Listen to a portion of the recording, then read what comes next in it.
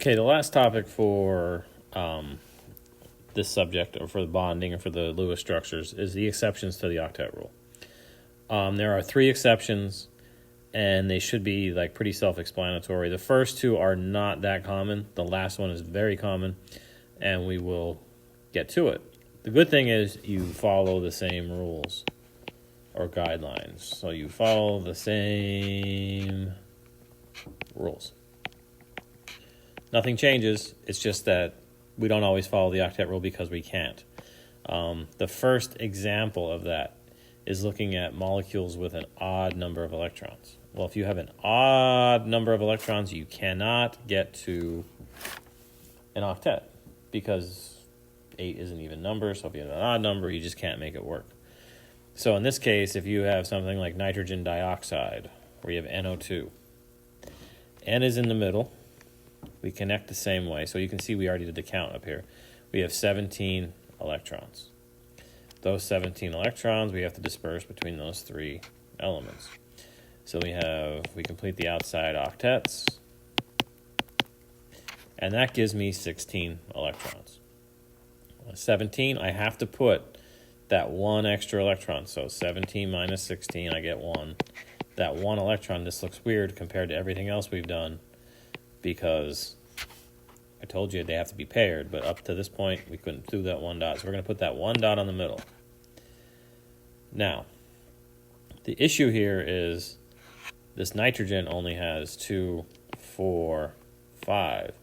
We're still going to get close to an octet as possible, so what we have to do is move 2 electrons to a double bond. So we're just going to move these in here. And if we do that, and we take those away, got to fix the O. We take those 2 away, and we create a double bond. We have our 17, and that nitrogen now has 2, 4, 6, and then 7. That's as close as we could get, and that's our exception because it's an odd number of electrons. It's a very rare occurrence, but it does happen. And again, what we learned in the previous video is if we set it up this way, we could have the double bond on the other side, so that is a resonance structure. So that's what we would come up with as an equivalent Lewis structure. So both of those are possible, but again, odd number of electrons. So if you ever end up with adding things up and they get an odd number, just know you might get something funky that looks like that. So that's one of the exceptions, but it is very rare.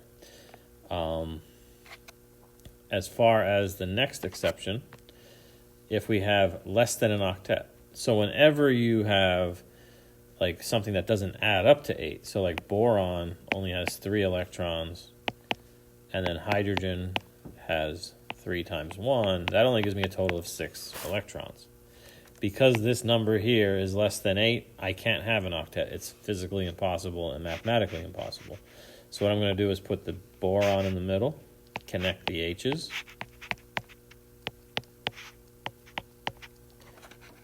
and that is your compound, because you have 6 electrons already.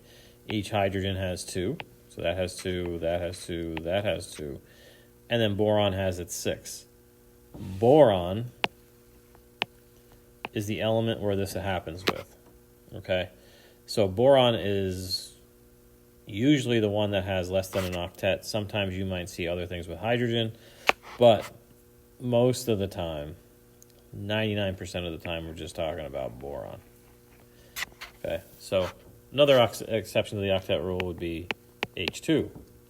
H and H. That bonding together only has 2, but again, because it has hydrogen, it can't expand out to an octet. So BH3, this boron trihydride, boron trihydride. If you're looking at that,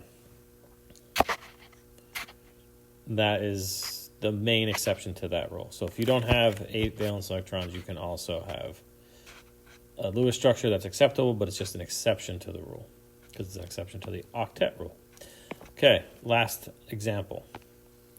If you have something that has more than an octet, and we saw this with SF6 in our homework.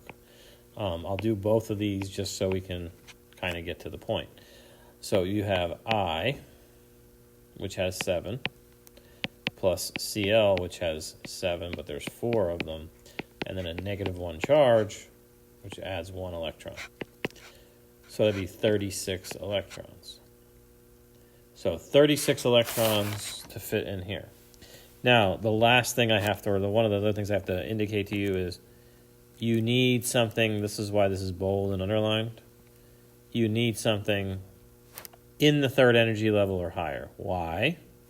Why is the third energy level important? Remember when we did quantum numbers, the third energy level has 3 subshells.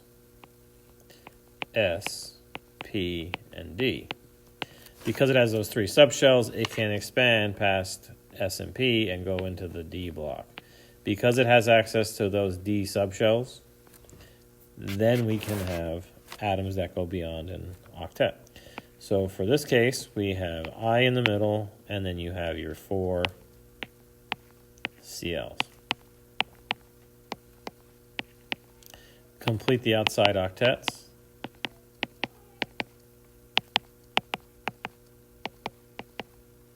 What am I doing?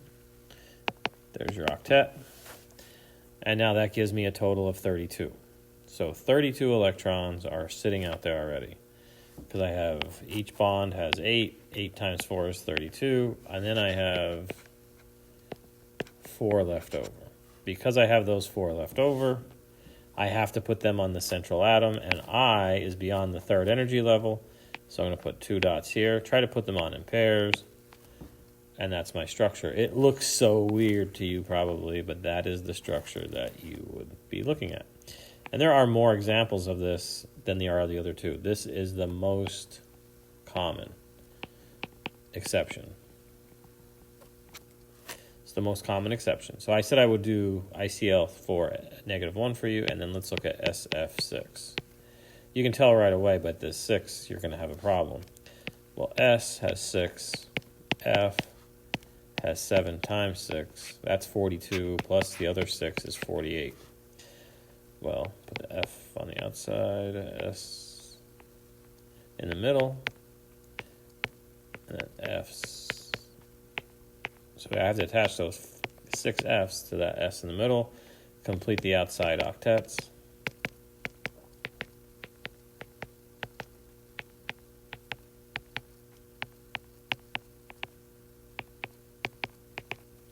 So that gives me all of the octets are filled, and I have 6 of them, so there's 6 things attached. Oops. There's 6 things attached. 6 times 8 is 48. So this is my structure. Even though it looks weird, it is an exception to the octet rule. And sulfur is in that third energy level. It's in the third row of the periodic table, so this all works. So there are your exceptions to the octet rule. There will be a brief assignment on that, and then we will move on with our time. So that's it for this lesson, and if you have any questions, just reach out and contact me.